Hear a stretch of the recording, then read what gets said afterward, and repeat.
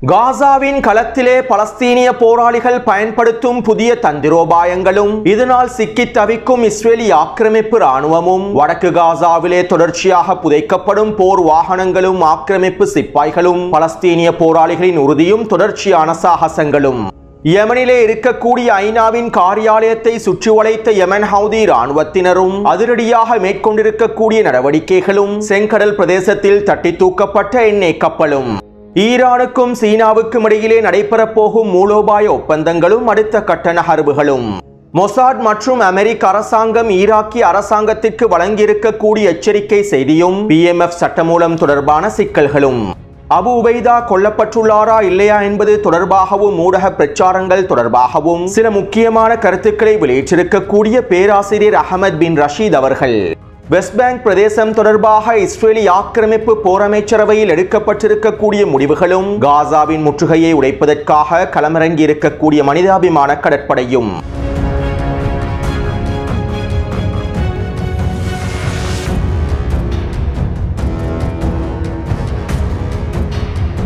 காசாவின் முற்றுகையை உடைப்பதற்காக freedom flotilla நிறுவனம் கடந்த காலங்களில் பல முயற்சிகளை மேற்கொண்டிருந்தது.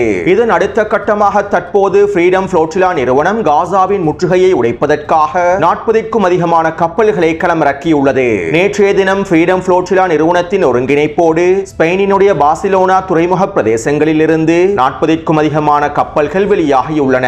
கிட்டத்தட்ட 44 நாடுகளை சேர்ந்த சமூக ஆர்வலர்களும் வழக்கறிஞர்களும் இன்னும் சில முக்கியமான பிரபலங்கள் உள்ளடங்கலாக 300க்கும் அதிகமானவர்கள் இந்த 40க்கும் அதிகமான கப்பல்களில் களமிறங்கி இருப்பதாகவும் அனைவரும் அணிதிரண்டு காசாவின் முற்றுகையை உடைப்பதற்கான இந்த வேலை திட்டங்களை ஆரம்பித்திருப்பதாகவும் தெரிவிக்கப்படுகின்றது. சுருக்கமாக குறிப்பிடுவதாக இருந்தால் காசாவின் முற்றுகையை உடைப்பதற்காக ஒரு மிகப்பெரிய மனிதாபிமான கடற்படையே தற்போது காசாவை நோக்கி பயணித்துக் கொண்டிருக்கின்றன. இன்னும் 2 வாரங்களுக்குள் குறித்த கப்பல்கள் காசாவின் கடற்பரப்பை அடைந்து விடும் என்றும் தெரிவிக்கப்படுகின்றது. மேலும் இந்த கப்பல்களோடு பல மனித உரிமை நிறுவனங்களுடைய கப்பல்களும் களமிறங்கப் போவதாகவும் பல நாடுகளில் இருந்தும் கப்பல்கள் வெளிப்பட்டு இந்த மனிதாபிமான கடற்படையில் இணைந்து கொள்ளப் போவதாகவும் தெரிவிக்கப்படுகின்றன. அத்தோடு குறித்த மனிதாபிமான கடற்படை தொடர்பாக நேற்றிரவு இஸ்ரேலி ஆக்கிரமிப்பு போர் அமைச்சரவையில் விசேட கலந்துரையாடல்கள் மேற்கொள்ளப்பட்டிருந்தன.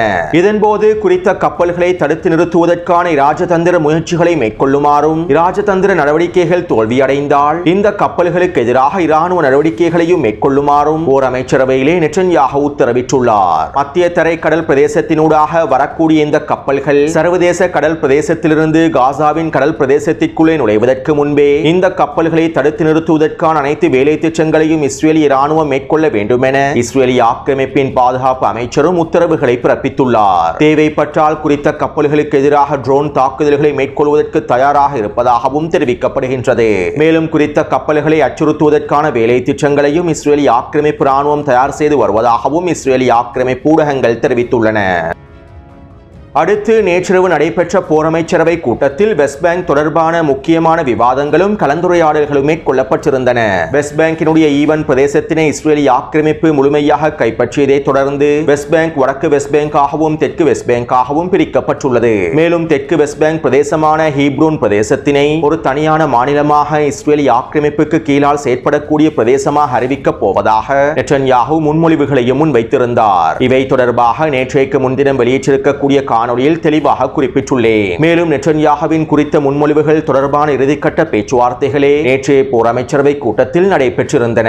இதற்கமைவாக குறித்த போர் அமைச்சரவை கூட்டத்தில் வெஸ்ட் பேங்கினுடைய தெற்கு பிரதேசமான ஹீப்ரூன் பிரதேசத்தினை பலஸ்தீனிய அதிகார சபையிலிருந்து முழுமையாக பிரிப்பதற்கான அனுமதியையும் ஒட்டுமொத்த வெஸ்ட் பேங்கிலும் இஸ்ரேலி இறையாண்மையை செலுத்துவதற்கான அனுமதியும் வழங்கப்பட்டுள்ளன. அதாவது இந்த தீர்மானத்திற்கமைவாக ஒட்டுமொத்த வெஸ்ட் பேங்க் பிரதேசத்தினுடைய இறையாண்மையும் இஸ்ரேலி ஆக்கிரமிப்புக்கு கீழாலேயே கொண்டு வரப்பட்டுவிடும். இதன் மூலமாக பலஸ்தீனிய அதிகார சபையானது முழுமையாக செயலிழக்கப்பட்டுவிடும். இஸ்ரேலி ஆக்கிரமிப்பு ராணுவத்தின் கட்டுப்பாட்டுக்கு கீழாலேயே ஒட்டுமொத்த வெஸ்ட் பேங்க் பிரதேசங்களும் முழுமையாக கொண்டு வரப்படும். எனவே இந்த தீர்மானங்களை நிறைவேற்றுவதற்கான முடிவுகளையே நேற்றிரவு இஸ்ரேலி ஆக்கிரமிப்பின் போர் அமைச்சரவை அனுமதித்துள்ளது. அது மட்டுமல்லாமல் குறித்த தீர்மானங்கள் தொடர்பாக நெட்டன்யாஹுவின் அரசாங்கம் டொனால்ட் ட்ரம்பினுடைய நிர்வாகத்திற்கு தெரிவித்திருப்பதாகவும் இதற்கான முழுமையான அனுமதியை டொனால்ட் ட்ரம்பின் நிர்வாகம் வழங்குவதாகவும் தெரிவிக்கப்படுகின்றது.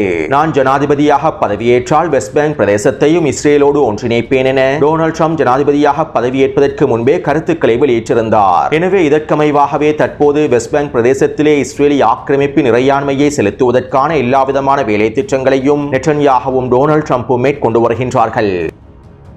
அத்தோடு இஸ்ரேலிய ஆக்கிரமிப்பின் எரிசக்தி அமைச்சர் எலி கொஹேன் இவ்வாறு தெரிவித்துள்ளார். வெஸ்ட் பேங்க் பிரதேசத்திலே ஒரு பலஸ்தீனிய அரசை அமைப்பதற்கு நாங்கள் ஒரு பொழுதும் அனுமதிக்க மாட்டோம். எத்தனை நாடுகள் பலஸ்தீனிய தேசத்தினை அங்கீகரிப்பதற்கான வேலை திட்டங்களை மேற்கொண்டாலும் நாங்கள் பலஸ்தீனிய அரசாங்கத்தினை அமைப்பதற்கு இடமளிக்கப் போவதில்லை. இவர்கள் பலஸ்தீனிய அரசாங்கத்தினை அங்கீகரித்தாலும் அவற்றை நடைமுறைப்படுத்துவதற்கு வெஸ்ட் பேங்க் பிரதேசத்திலே பலஸ்தீனிய அரசு ஒன்றே இருக்காது.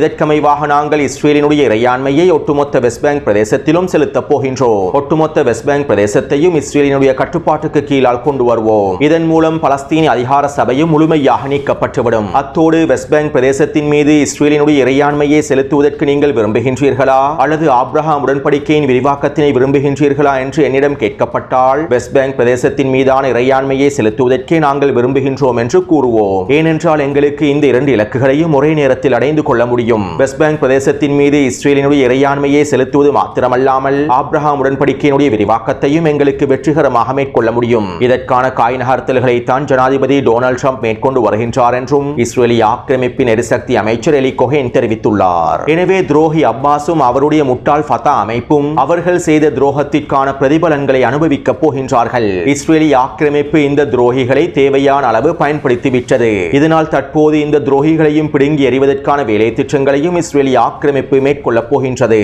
அத்தோடு இதற்கு பிறகாவது வெஸ்ட் பேங்க் பிரதேசத்தில் இருக்கக்கூடிய பலஸ்தீனிய மக்கள் முழுமையாக அணிதிரள வேண்டும். ஒட்டுமொத்த வெஸ்ட் பேங்க் பிரதேசத்தையும் பாதுகாப்பதற்கான வேலை திட்டங்களில் அவசரமாக களமிறங்க வேண்டும்.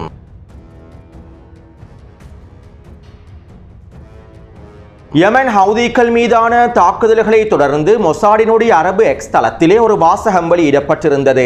ஈராக்கையும் நாங்கள் விட்டு வைக்கப் போவதில்லை, விரைவில் ஈராக்கிய அரசாங்கமும் சிதைந்து விடும் என மொசாடினுடைய அரபு எக்ஸ் தளத்திலே வாசகங்கள் வெளியிடப்பட்டிருந்தன. அதே போன்று அமெரிக்க நிர்வாகத்திடமிருந்து ஈராக்கிய பாதுகாப்பு அமைச்சருக்கு சில எச்சரிக்கை தகவல்கள் அனுப்பி வைக்கப்பட்டிருப்பதாகவும் தெரிவிக்கப்படுகின்றது.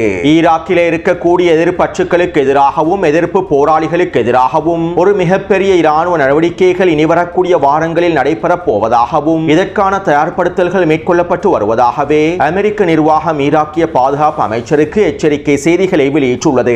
ஈராக்கிலிருந்து அமெரிக்க இராணுவம் முழுமையாக வெளியேறியதற்கு பின்பு அமெரிக்காவும் இஸ்ரேலிய ஆக்கிரமிப்பும் ஈராக்கிய எதிர்ப்பு படைகளை இலக்கு வைத்து தாக்குதல்களை மேற்கொள்வார்கள் என கடந்த வாரமே காணொலிகளில் தெரிவித்திருந்தேன். அமெரிக்க படைகள் வெளியேறுவது அடுத்த கட்ட சவால்களை ஏற்படுத்தியுள்ளது என்பதனையும் குறிப்பிட்டிருந்தேன். மேலும் இந்த சவால்களை எதிர்கொள்வதற்கு ஈராக்கிய அரசாங்கமும் ஈரானும் தயாராகவே இருக்கின்றன. எனவே தற்போது அமெரிக்காவும் இஸ்ரேலிய ஆக்கிரமிப்பும் வெளியிட்டிருக்கக்கூடிய இந்த அச்சுறுத்தல்கள் மூலமாக இன்னும் சில வாரங்களில் அமெரிக்காவும் இஸ்ரேலிய ஆக்கிரமிப்பும் ஈராக்கில் இருக்கக்கூடிய எதிர்ப்பு படைகளுக்கு எதிரான அடுத்த கட்ட தாக்குதல்களை ஆரம்பிப்பதற்கான வாய்ப்புகளும் அதிகமாகவே இருக்கின்றன. அடுத்து ஈராக்கிலே இன்னும் ஒரு சிக்கலான நிலைமையொன்றும் ஏற்பட்டுள்ளது.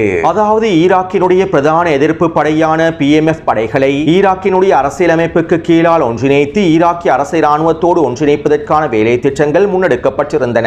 இதற்காக PMF சட்ட திட்டத்தினை ஈராக்கிய பாராளுமன்றத்தில் நிறைவேற்றுவதற்கான முயற்சிகளும் மேற்கொள்ளப்பட்டிருந்தன. இருப்பினும் அமெரிக்க அரசாங்கம் இந்த PMF சட்டமூலத்தினை பாராளுமன்றத்தில் நிறைவேற்றுவதற்கு விரும்பவில்லை. மேலும் இதையும் மீறி PMF சட்டமூலத்தினை ஈராக்கிய பாராளுமன்றத்தில் நிறைவேற்றினால் ஈராக்குக்கு எதிராக உச்சக்கட்ட பொருளாதார தடைகளை விதிப்பதற்கு தயாராக இருப்பதாகவும் டொனால்ட் ட்ரம்பின் நிர்வாகம் நேரடியான எச்சரிக்கைகளை வெளியிட்டிருந்தது. எனவே தற்போது அமெரிக்காவின் இந்த உச்ச அழுத்தங்களுக்கு மத்தியில் PMF சட்டமூலத்தினை ஈராக்கிய பாராளுமன்றத்தில் நிறைவேற்றுவதற்கான வேலை திட்டங்கள் பின்வாங்கப்பட்டுள்ளன.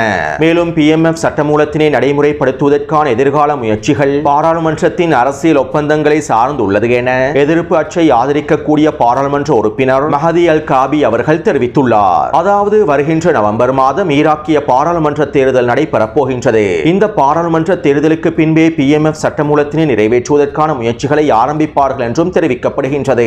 இதற்கமைவாக வருகின்ற பாராளுமன்ற தேர்தல் வரையில் இந்த PMF சட்டமூலத்தினை நடைமுறைப்படுத்துவதற்கான முயற்சிகளிலிருந்து ஈராக்கிய அரசாங்கம் பின்வாங்கி இருப்பதாகவே தெரிவிக்கப்படுகின்றது. அடுத்து சீனாவிலே இந்த வருடத்திற்கான மிக முக்கியமான SCO மாநாடு நடைபெற்று வருகின்றது. இந்த மாநாட்டிலே ரஷ்ய அதிபர் புட்டின் மற்றும் ஈரானினுடைய ஜனாதிபதி மசூத் பெஜஷ்கியான் உட்பட இன்னும் பல நாட்டு தலைவர்களும் கலந்து கொண்டுள்ளார்கள். மேலும் இந்த மாநாட்டின் போது ஈரானுக்கும் சீனாவுக்கும் இடையிலே மூலோபாய ஒப்பந்தங்களை மேற்கொள்வதற்கான பேச்சுவார்த்தைகளும் நடைபெறப் போகின்றன. தற்போதைய சூழ்நிலையில் ஈரானுக்கும் சீனாவுக்கும் இடையிலே மூலோபாய ஒப்பந்தங்களை மேற்கொள்வது மிக முக்கியமானது என்றும் இந்த மூலோபாய ஒப்பந்தங்கள் அவசரமாக மேற்கொள்ளப்பட வேண்டும் என்றும் ஈரானினுடைய உச்ச தலைவர் அலி கமேனி அவர்கள் வலியுறுத்தியுள்ளார். இதற்கமைவாகவே ஈரானுக்கும் சீனாவுக்கும் இடையிலே மூலோபாய ஒப்பந்தங்களை மேற்கொள்வதற்கான பேச்சுவார்த்தைகள் நடைபெற்று வருகின்றன. ரஷ்யாவுக்கும் ஈரானுக்கும் இடையிலும் பெலரஸுக்கும் ஈரானுக்கும் இடையிலும் எவ்வாறு பாதுகாப்பு ஒப்பந்தங்கள் மேற்கொள்ளப்பட்டிருக்கின்றதோ அதே போன்றே தற்போது ஈரானுக்கும் சீனாவுக்கும் இடையிலான மூலோபாய பாதுகாப்பு ஒப்பந்தங்களும் மேற்கொள்ளப்பட போகின்றன. அது மட்டுமல்லாமல் ஈரான் மீது விதிக்கப்பட்டிருக்கக்கூடிய உச்ச பொருளாதார தடைகளை நீக்குவதற்காகவும் இந்த உச்ச பொருளாதார தடைகளிலிருந்து ஈரானிய பொருளாதாரத்தினை பாதுகாப்பதற்காகவும் ஈரானும் சீனாவும் சில முக்கியமான வர்த்தக ஒப்பந்தங்களை கைச்சாத்திடப் போவதாகவும் தெரிவிக்கப்படுகின்றது. ஈரானுக்கு எதிரான உச்ச பொருளாதார தடைகளிலிருந்து மீண்டு வருவதற்காக சீனாவோடு ஒன்றிணைந்து சில முக்கியமான வேலை திட்டங்களை ஈரான் மேற்கொள்ளப் போவதாகவும் தெரிவிக்கப்படுகின்றது.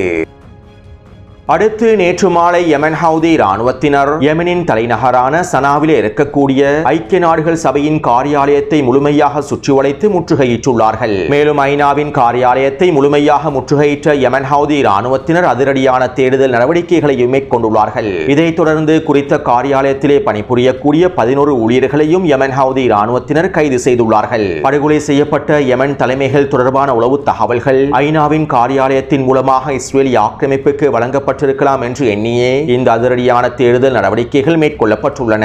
மேலும் கைது செய்யப்பட்டு தடுத்து வைக்கப்பட்டிருக்கக்கூடிய ஐநாவின் ஊழியர்களிடத்தில் தொடர்ச்சியான விசாரணைகள் மேற்கொள்ளப்பட்டு வருவதாகவும் தெரிவிக்கப்படுகின்றது.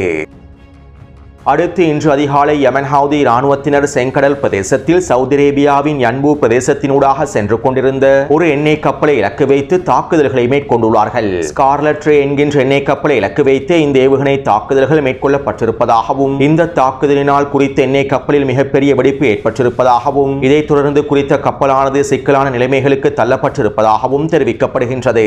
அத்தோடு குறித்த கப்பலானது சிங்கப்பூர் நிறுவனத்திற்கு சொந்தமான கப்பலாகும். மேலும் குறித்த எண்ணெய் கப்பலானது இஸ்ரேல் ஆக்கிரமிப்பு துறைமுகங்களுக்கு செல்லக்கூடிய எண்ணெய் கப்பல்கள் அல்ல. ஆனால் குறித்த சிங்கப்பூர் நிறுவனத்தினுடைய உரிமையாளர் இஸ்ரேலிய ஆக்கிரமிப்பினுடைய தொழிலதிபராகவே இருக்கின்றார். அதாவது இஸ்ரேலிய ஆக்கிரமிப்பு தொழிலதிபரான இடன் ஒஃபர் என்கின்ற தொழிலதிபருக்கு கீழாலேயே சிங்கப்பூர் நிறுவனம் இயங்கி வருகின்றது. இதனாலேயே தற்போது யமன் ஹவுதி இராணுவத்தினர் குறித்த எண்ணெய் கப்பலை இலக்கு வைத்து இந்த தாக்குதல்களை மேற்கொண்டுள்ளார்கள். அது மட்டுமல்லாமல் யமன் ஹவுதி இராணுவத்தினர் செங்கடல் பிரதேசத்திலும் அரேபிய கடல் பிரதேசத்திலும் ஏடன் வளைகுடா பிரதேசத்திலும் அவர்களுடைய முற்றுகையை இறுக்கியுள்ளார்கள். இதற்கமைவாக அடிமை அரபு நாடுகளின் எண்ணெய் கப்பல்கள் மீதும் யமன் ஹவுதி இராணுவத்தினர் கவனத்தினை திருப்பி இருப்பதாகவும் தெரிவிக்கப்படுகின்றது. அத்தோடு ஈரானினுடைய IRGC குதுஸ் படையானது அறிக்கை ஒன்றை வெளியிட்டிருந்தது. யமன் எதிர்ப்பானது இஸ்ரேலிய ஆக்கிரமிப்புக்கு தகுந்த பதிலடிகளை வழங்கும். இஸ்ரேலிய ஆக்கிரமிப்பின் குற்றங்களுக்கு எதிரான வலிமையான விரிவாக்கத்துடன் கூடிய வேதனையை ஏற்படுத்தக்கூடிய பதிலடிகளை நிச்சயமாக யமன் ஹவுதிகள் வழங்குவார்கள். இனி வரக்கூடிய நாட்களில் இவற்றினை இஸ்ரேலிய ஆக்கிரமிப்பு கண்டுகொள்ளும் என IRGC இராணுவம் குறித்த அறிக்கையில் தெரிவித்துள்ளது.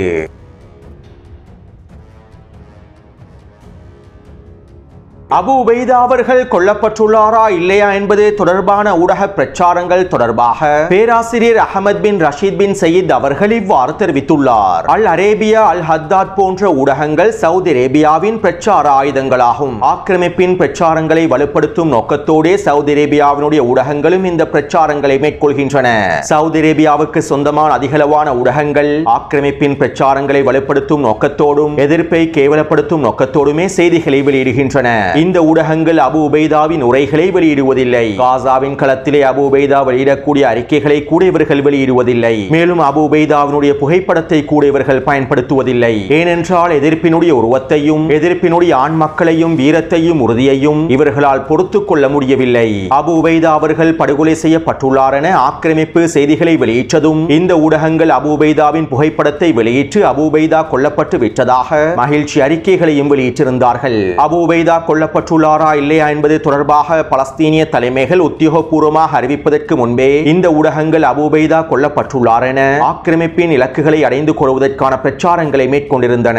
நான் காத்திருக்கும் நம்பிக்கையோடு என்னுடைய ஆன்மாவை ஆறுதல் படுத்தி வருகின்றேன். அபு உபைதா கொல்லப்பட்டுள்ளாரா இல்லையா என்பது தொடர்பாக ஹமாஸினுடைய தலைமைகள் உத்தியோகபூர்வமாக அறிவிக்கும் வரை நான் காத்திருப்பேன். எந்த சந்தர்ப்பத்திலும் நாங்கள் எதிரியினுடைய உளவியல் போரிலே சிக்கிவிடக் கூடாது. அபு உபைதா கொல்லப்பட்டு விட்டார் என ஹமாஸ் தாமதமாக அறிவித்தாலும் அதற்கு பின்னால் சில முக்கியமான பல காரணங்களும் இருக்கலாம். யுத்த களத்திலே ஆக்கிரமிப்பின் உளவியல் போரையும் நாங்கள் தோற்கடிக்க வேண்டும். மேலும் நாம் பொறுமையாகவும் நிதானமாகவும் நடந்து கொள்வதே ஆக்கிரமிப்பின் இந்த பிரச்சாரங்களையும் தோல்வியடைய செய்யும் என பேராசிரியர் அகமது பின் ரஷீத் அவர்கள் தெரிவித்துள்ளார். எனவே இதுவரை அபு உபைதா அவர்கள் கொல்லப்பட்டு விட்டாரா இல்லையா என்பது தொடர்பான எந்தவிதமான அறிக்கைகளையும் ஹமாஸினுடைய தலைமைகள் வெளியிடவில்லை. மேலும் இதற்கு பின்னால் பல காரணங்கள் இருக்கலாம் என்பதனையும் நாங்கள் தெளிவாக புரிந்து கொள்ள வேண்டும். அடுத்து வடக்கு காசாவிலே பலஸ்தீனிய போராளிகள் மேற்கொண்டு வரக்கூடிய தாக்குதல்கள் தொடர்பாக இராணுவ ஆய்வாளர் பிரிகேடியர் ஜெனரல் அலி அபு ராத் அவர்கள் இவ்வாறு தெரிவித்துள்ளார். காசாவிலே எதிர்ப்பு போராளிகள் ஆக்கிரமிப்பு இராணுவத்தினை குழப்பி பல தந்திரோபாயமான நடவடிக்கைகளை மேற்கொண்டு வருகின்றார்கள். ஆக்கிரமிப்பு எதிரே வடக்கு காசாவிலே நவீன ரோபோக்களையும் நவீன போர் வாகனங்களையும் அனைத்து தொழில்நுட்பத்தையும் களமிறக்கியுள்ளது. வடக்கு காசாவை சுற்றி வளைப்பதற்கு எல்லாவிதமான வேலை திட்டங்களையும் மேற்கொண்டு வருகின்றது. அதே நேரம் எதிர்ப்பு போராளிகள் ஆக்கிரமிப்பு ரோபோக்களையும் நவீன இயந்திரங்களையும் கச்சிதமாக கையாண்டு அவற்றை முழுமையாக அளித்து வருகின்றார்கள். பல ஊடுருவல் புள்ளிகளினூடாக நுழைந்து ஆக்கிரமிப்பு ராணுவத்திலே மிகப்பெரிய இழப்புகளை ஏற்படுத்துகின்றார்கள். ஆக்கிரமிப்பு ராணுவம் காசா சிட்டியை கைப்பற்றுவதற்கான தாக்குதல்களை ஆரம்பித்ததிலிருந்து எதிர்ப்பு போராளிகள் அவர்களுடைய தாக்குதல் திட்டங்களிலும் தந்திரோபாயங்களிலும் பல மாற்றங்களை ஏற்படுத்தியுள்ளார்கள். கடந்த 22 மாதங்களாக வடக்கு காசாவிலே மேற்கொள்ளாத தாக்குதல் திட்டங்களையும் தற்போது எதிர்ப்பு போராளிகள் களமிறக்கி பயன்படுத்தி வருகின்றார்கள். இதனால் வடக்கு காசாவில் இஸ்ரேலிய ராணுவம் சிக்கி தவிக்கின்றது. எதிர்ப்பு போராளிகள் புதிய தந்திரோபாயங்களை பயன்படுத்துவதனால் அதிகளவான படைகளும் சிப்பாய்களும் எதிர்ப்பு போராளிகளின் பொறிகளிலே வசமாக சிக்கிக் கொள்கின்றார்கள். இதன் மூலமாக ஆக்கிரமிப்பு ராணுவத்திலே இழப்புகள் அதிகரித்துக் கொண்டே செல்கின்றன. மேலும் காசா சிட்டியை கைப்பற்றக்கூடிய ஆக்கிரமிப்பு ராணுவத்தினுடைய திட்டங்கள் தோல்வியை நோக்கி பயணித்துக் கொண்டிருக்கின்றன. ஆக்கிரமிப்பு ராணுவம் காசா சிட்டியை முழுமையாக சுற்றி வளைப்பதற்கு முன்பே ஆக்கிரமிப்பு ராணுவத்தில் மிகப்பெரிய இழப்புகளை ஏற்படுத்த வேண்டும் என்கின்ற நோக்கத்தோடு தற்போது எதிர்ப்பு போராளிகள் வடக்கு காசாவில் புதிய தந்திரோபாயமான காய் நகர்த்தல்களையும் தாக்குதல்களையும் வெற்றிகரமாக மேற்கொண்டு வருகின்றார்கள். பலஸ்தீனிய போராளிகளின் இந்த தாக்குதல் திட்டங்களினால் காசா சிட்டியை கைப்பற்றக்கூடிய ஆக்கிரமிப்பு ராணுவத்தின் தாக்குதல்கள் 8 மாதங்களுக்கு மேலால் நீடிப்பதற்கான வாய்ப்புகளும் இருக்கின்றன என்று இராணுவ ஆய்வாளர் பிரிகேடியர் ஜெனரல் அலி அபு ராத் அவர்கள் தெரிவித்துள்ளார். அடுத்து பலஸ்தீனிய போராளிகள் தொடர்ச்சியான வீரியமான தாக்குதல்களை மேற்கொண்டு வருகின்றார்கள். இதற்கமைவாக அல்-கஸாம் படையினர் ஜபலியாவின் கிழக்கு பிரதேசத்திலே சக்தி வாய்ந்த வெடிகுண்டொன்றை பயன்படுத்தி ட்ரூப்ஸ் கேரியர் வாகனம் ஒன்றை வெடிக்கச் செய்துள்ளார்கள். இதன்போது குறித்த வாகனம் முழுமையாக வெடித்து தீக்கிரையாக்கப்பட்டிருப்பதாகவும் அதற்குள்ளே இருக்கக்கூடிய 6க்கும் அதிகமான சிப்பாய்கள் முழுமையாக அழிக்கப்பட்டிருப்பதாகவும் தெரிவிக்கப்படுகின்றது. இதைத் தொடர்ந்து குறித்த பிரதேசத்திற்கு வருகை தந்த மீட்பு படைகளையும் 2 மெர்காவா போர்த்தாங்கி வாகனங்களையும் கன்னிவெடி பொறியின் மூலமாக கொத்தாக தட்டி தூக்கியுள்ளார்கள். அடுத்து அல்-கஸாம் படையினர் ஜைத்தூனின் தெற்கு பிரதேசத்தில் ஷவாஸ் வெடிகுண்டின் மூலமாகவும் யாசின் ஏவுகணை மூலமாகவும் ஒரு மெர்காவா போர்த்தாங்கி வாகனத்தையும் புல்டோசர் வண்டியையும் வெடிக்கச் செய்துள்ளார்கள். மேலும் குறித்த பிரதேசத்திலே நிலை கொண்டிருக்கக்கூடிய படைகளை சுற்றி வளைத்து மோட்டார் குண்டு தாக்குதல்களையும் மேற்கொண்டுள்ளார்கள். அதே போன்று ஜபலியாவின் கிழக்கு பிரதேசத்திலே ஹமர் ஜீப் வண்டியொன்றை இலக்கு வைத்து யாசின் ஏவுகணை தாக்குதல் மேற்கொள்ளப்பட்டுள்ளது. இதன்போது குறித்த ஜீப் வண்டியில் இருக்கக்கூடிய 5 சிப்பாய்களும் முழுமையாக அழிக்கப்பட்டுள்ளார்கள். அதே போன்று அல்-குதுஸ் படையினர் ஜபலியாவின் கிழக்கு பிரதேசத்திலே களமிறங்கி இருக்கக்கூடிய 2 மெர்காவா போர்த்தாங்கி வாகனங்களை சக்தி வாய்ந்த வெடிகுண்டுகளை பயன்படுத்தி கொத்தாக தட்டி தூக்கியுள்ளார்கள். இதிலே ஒரு மெர்காவா போர்த்தாங்கி வாகனமானது கவச படைப்பிரிவினுடைய தலைமை வாகனம் என்றும் இதற்குள்ளே கட்டளை தளபதி இருந்துள்ளார் என்றும் இந்த தாக்குதலிலே அவர் உட்பட 6க்கும் அதிகமான சிப்பாய்கள் மொத்தமாக அளிக்கப்பட்டிருப்பதாகவும் தெரிவிக்கப்படுகின்றது. எனவே கடந்த 24 மணித்தியாலங்களுக்குள் கிடைக்கப்பெற்றிருக்கக்கூடிய தகவல்களுக்கு அமைவாக 5 மெர்காவா போர்த்தாங்கி வாகனங்களும் ஒரு புல்டோசர் வண்டியும் ஒரு ட்ரூப்ஸ் கேரியர் வாகனமும் 25க்கும் அதிகமான சிப்பாய்களும் அளிக்கப்பட்டுள்ளன. அத்தோடு இந்த காணொளி தொடர்பான கருத்துக்களை பதிவிடுங்கள். தொடர்ந்தும் என்னுடன் இணைந்திருங்கள். நன்றி, வணக்கம்.